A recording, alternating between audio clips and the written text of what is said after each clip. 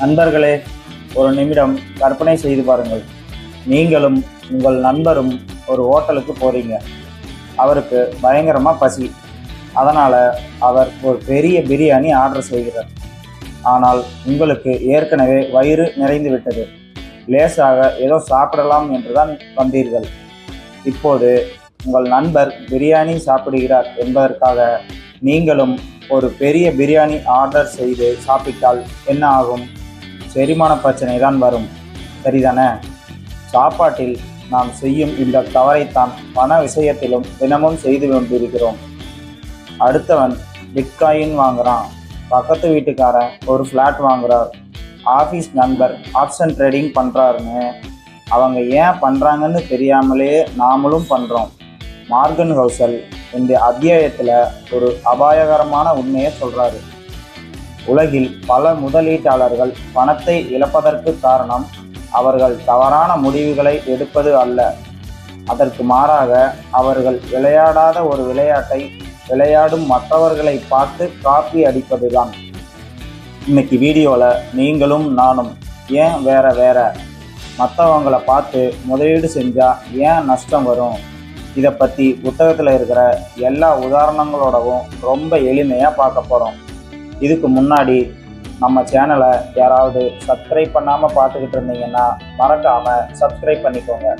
அப்படியே பக்கத்தில் இருக்க பெல் பட்டனையும் மறக்காமல் கிளிக் பண்ணிக்கோங்க.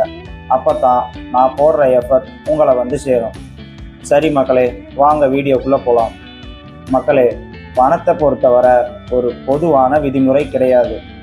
ஆனால் நாம் என்ன நினைக்கிறோம்னா எல்லாருக்கும் ஒரே மாதிரியான ரூல்ஸ் இருக்குன்னு நினைக்கிறோம்.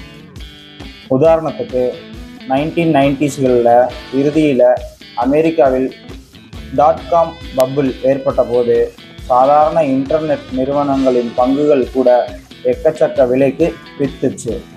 அறிவுள்ள முதலீட்டாளர்களுக்கு தெரியும் அந்த நிறுவனங்களுக்கு அவ்வளவு மதிப்பு இல்லை என்று. ஆனாலும் விலை ஏறிக்கொண்டே இருந்தது. ஏன்னா அங்கே 2 வகையான ஆட்கள் இருந்தார்கள். ஒன்று லாங் டேர்ம் இன்வெஸ்டர்ஸ், அதாவது 10 வருடம் கழித்து லாபம் பார்க்கலாம் என்று நினைப்பவர்கள். 2வது டே ட்ரேடர்ஸ், காலையில் வாங்கி மாலையில் லாபம் பார்க்க நினைப்பவர்கள். இதில் இருக்க பிரச்சனை என்னன்னா, ஒரு டே ட்ரேடர் ஒரு பங்கை 100 ரூபாய்க்கு வாங்கி 102 ரூபாய்க்கு விற்க நினைக்கிறான். அவனுக்கு அந்த நிறுவனத்தின் எதிர்காலத்தை பற்றி கவலை கிடையாது. ஆனால் நீண்டகால முதலீட்டாளரான நீங்கள் அந்த டே ட்ரேடர் பங்கை வாங்குவதை பார்த்து விலை ஏறுது, நாமளும் வாங்கலாம் என்று உள்ளே நுழைந்தால் அங்கேதான் சிக்கல் ஆரம்பிக்குது.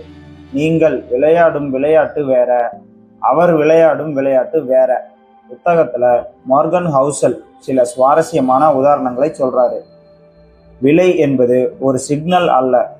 ஒரு பொருளின் விலை உயர்கிறது என்றால் அது அந்த பொருள் நல்லது என்று அர்த்தமல்ல, அது வெறும் டிமாண்டு. ஒரு டே ட்ரேடருக்கு ஒரு பங்கு 200 ரூபாயிலிருந்து 210 ரூபாய்க்கு போனால் அது லாபம். ஆனால் ஒரு 20 வருட முதலீட்டாளருக்கு அந்த பங்கு 210 ரூபாய்க்கு தகுதியானதா என்று பார்க்க வேண்டும். நாம் பெரும்பாலும் மற்றவர்கள் கொடுக்கும் விலையை பார்த்து ஏமாந்து விடுகிறோம்.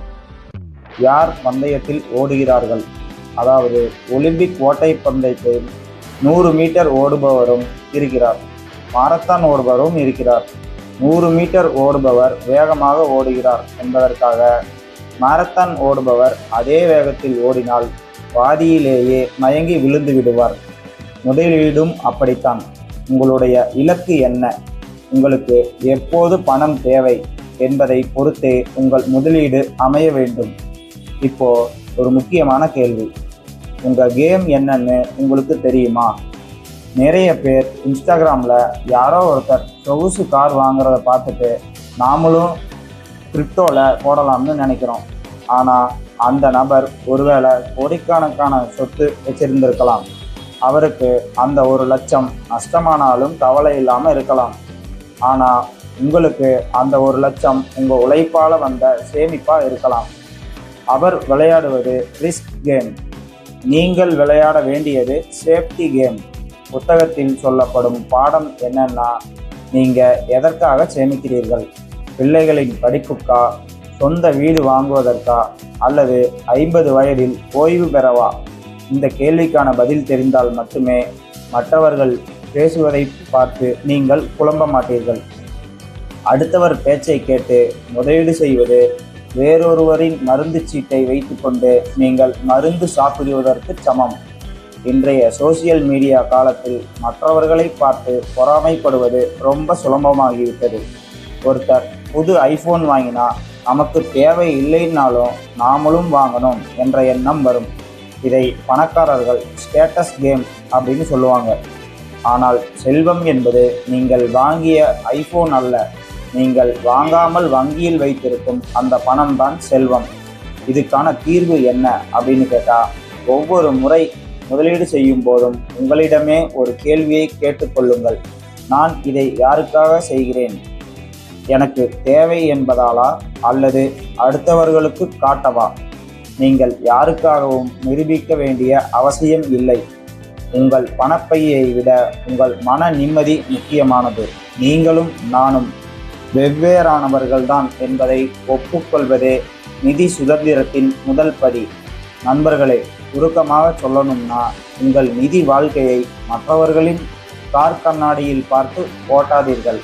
உங்களுக்கு எது தேவையோ அதை மட்டும் செய்யுங்கள். இந்த வீடியோ உங்களுக்கு பயனுள்ளதாக இருந்திருக்கும் என்று நம்புகிறேன். இந்த சைக்காலஜி ஆஃப் மணி புத்தகத்தோட மற்ற அத்தியாயங்களை நீங்கள் இன்னும் பார்க்காம இருந்தீங்கன்னா நம்ம சேனலில் இருக்கிற பிளேலிஸ்ட்டை செக் பண்ணி பாருங்கள். அடுத்த வீடியோவில் அவநம்பிக்கையின் மீதான ஈர்ப்பு, அதாவது எதிர்மறை எண்ணங்கள் ஏன் நம்மை ஈர்க்கின்றன என்பதை பற்றி பார்க்கலாம். மறக்காமல் நம்ம சேனலை சப்ஸ்கிரைப் பண்ணிடுங்க. நன்றி, வணக்கம்.